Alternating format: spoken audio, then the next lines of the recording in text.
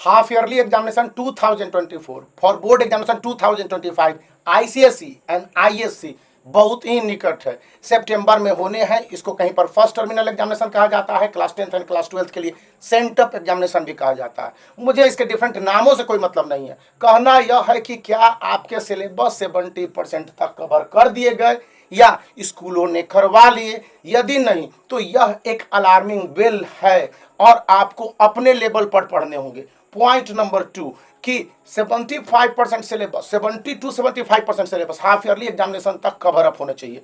दूसरी बात है कि हाफ ईयरली एग्जामिनेशन से प्री बोर्ड एग्जामिनेशन तक आईसीएसई 2025 एंड आईएससी 2025 के बोर्ड स्टूडेंट के लिए है कि 100% सिलेबस कवर नवंबर 30 तक, या यूं कह लीजिए कि दिसंबर 10 और 5 तक जो एक्सटेंडेड पीरियड है 100% सिलेबस कवर हो जाना चाहिए।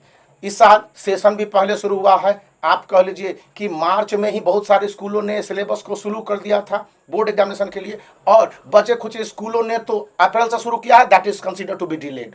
तो स्टूडेंट क्या करेंगे, अभी से आपको स्ट्रेटेजी बनानी है, जबकि आज जुलाई 20 आपको जब तक वीडियो मिलेगा 19 से 20 हो जाएंगे।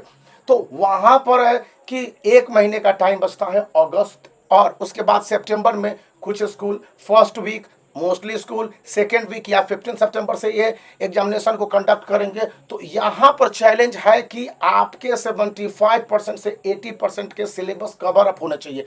आप 80% को एक्स एज रेट मान लेते हैं, तो 75% कवर अप करने के लिए मंथली प्रैक्टिस करने होंगे और मंथली टारगेट सेट किए जाने थे। जैसे मार्च के महीने में कितने चैप्टर पढ़ने हैं, अप्रैल के महीने में कितने चैप्टर पढ़ने हैं सीआईएसई ने, जबकि आपको अप्रैल में ही प्री बोर्ड एग्जामिनेशन और बोर्ड एग्जामिनेशन के लिए स्पेसिमेन सैंपल पेपर और उसका ऑफिशियल आंसर दे दिए हैं। तो अब डाउट की कोई गुंजाइश नहीं कि बहुत ज्यादा समय आईसीएसई और आईएससी के स्टूडेंट को मिलेगा।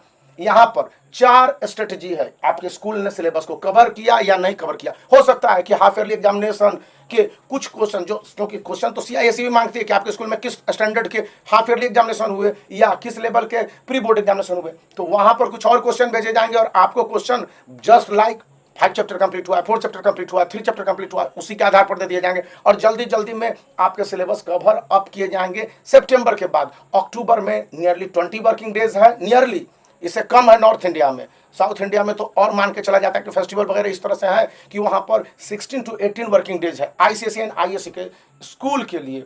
और आगे देखते हैं तो अक्टूबर में और नवंबर में फिर उसी तरह के रेशियो वाइज फेस्टिवल है और हॉलीडेज है। तो इस बीच में आपके सिलेबस को 100% तक कवर अप किया जाएगा। इसलिए अभी से स्ट्रेटेजी जरूरी है। डेली प्लानिंग, आपका जो स्कूल वर्किंग डेज है उसके बाद एक रूटीन चाहिए होगा।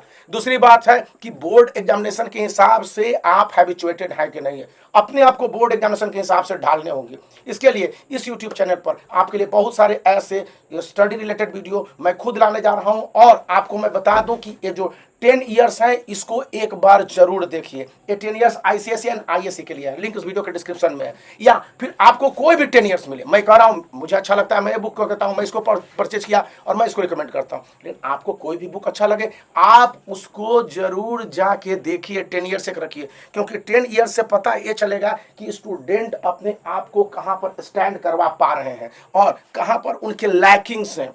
दूसरी पॉइंट, थर्ड पॉइंट है आईसीएसई एंड आईएससी के स्टूडेंट के लिए कि वे बेटर स्ट्रेटेजी को अभी ही बना लें। 20 जुलाई है, आज ही आप बना लीजिए और उसके बाद से मूव ऑन करना शुरू कीजिए।